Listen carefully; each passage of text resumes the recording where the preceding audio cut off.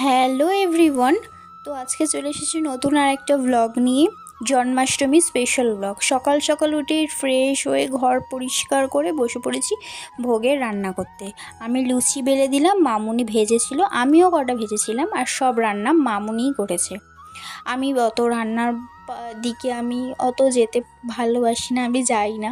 তারপরে রাহুল পুরো যত ডেকোরেশন আছে ঘরের, গোপালের যেখানে বসবে সব ডেকোরেশন করার পর আমি রেডি হয়ে গোপালকে স্নান করাতে বসে পড়লাম। দুজনকে পরিষ্কার করেছি, স্নান করিয়েছি, খুব সুন্দর করে সাজিয়েছি দুজনকে। আর অনেক অনেক খাবার হয়েছিল, ওদের জন্য ভোগ হয়েছিল অনেক কিছু, চিপস, অনেক পেস্ট্রি, লুচি, আলুর দম, পায়েস, ক্ষীর, মিষ্টি, তালের বড়া, নারকেল নাড়ু, অনেক কিছু হয়েছিল।